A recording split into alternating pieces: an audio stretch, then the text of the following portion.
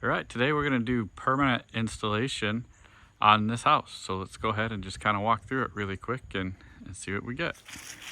So in this particular house, we're gonna start on the left side. So right up over here, we're gonna put all our controllers and power supplies. We're having a plug installed in the soffit. It's not there yet, but that'll be the long-term plan. And we'll be able to hide the boxes on the side of the house so you won't be able to see it from the front. We're going to use our permanent track on the bottom side of this gutter. It's going to come out to here. To jump to the peak, so from here to here, we're going to put in a spacer wire, and then we're going to mount the track on the front of the fascia board here. This is all going to be one continuous line off the controller. Comes down here. Same thing, this track is going to end here, and we're going to put a jumper cable down into here to connect it to a track that's going to sit under the gutter here. And then we're going to go down the side of the house, across the front of the house, and then the same thing with the jumpers over here. So let me show what you need to do this job. All right, so we need our lights, of course. These are the lights that snap into the tracking. This is what the spacer wires look like that you can put in between the lights for those gaps between the gutters and the peaks there. Our Mesh Tech controller, our power supply setup that works. This is the tracking. This is a general piece of the track. And this is the track that also comes with the smart piece on top too, with the double stick tape. So you could certainly double stick tape this to the bottom of the gutter and run it that way.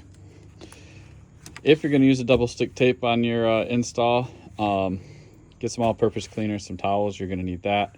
We're going to screw this track to the fascia board. So we just have some standard number 6 1/2-inch self-tapping screws, and then our drill, of course, to install it. So that's our tools, plus a ladder that's sitting across the yard over there, so we can climb up high to do this. All right, a couple things I want to show you here is the first thing, installing track. Have a little gap here. That's going to let this expand and contract. The second thing, I'm not putting it on my drip edge here on the roof. You can see here's the actual roof. I'm back on the fascia here on the front. There's no gutter here. And the reason I'm putting it below is if I get roof damage or a roof replacement or anything like that, and I have this track installed here, I gotta take the track and all my lighting down to get a roof. If I'm under it and along this drip edge, that won't be a problem. So that's something to think about as well. I've cut a couple little just trim pieces here. Again, I've got a gap up here on these as well for expansion and contraction. And I just use a miter saw to cut these out. So far, we're just kind of coming down the track just right under our drip edge here and getting ready to put some lights in it soon.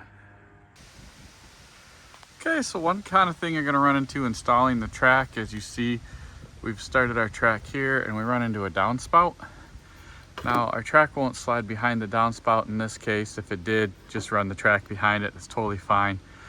In this case we didn't, so we just took a chop saw, measured and cut our piece. And then same thing, we'll have a smaller piece that goes back here that we'll cut, and then we'll install these right into here. And the wire will actually, on the lights, will fit behind the downspout. So we won't have to worry about that, because we are going to put our first light here and then have our second one come out here as their foot space. So just a quick, easy way to kind of go around a downspout.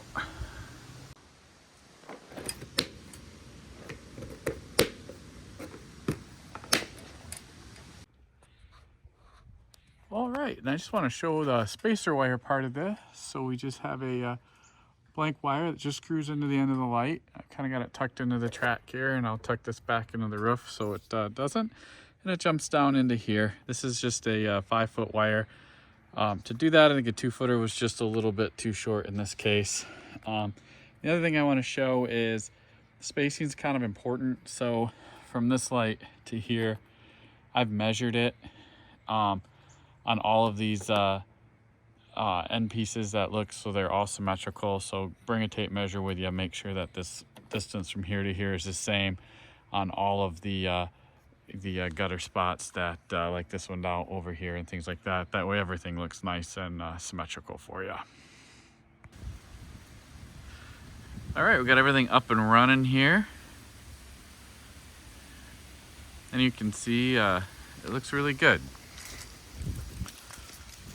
This is just set to twinkle, but the Minleon Smart RGB Plus app will let you pick all sorts of different things. You can set your colors up and everything.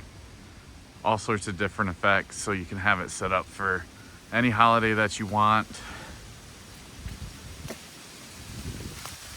And you can see a little windy out here now.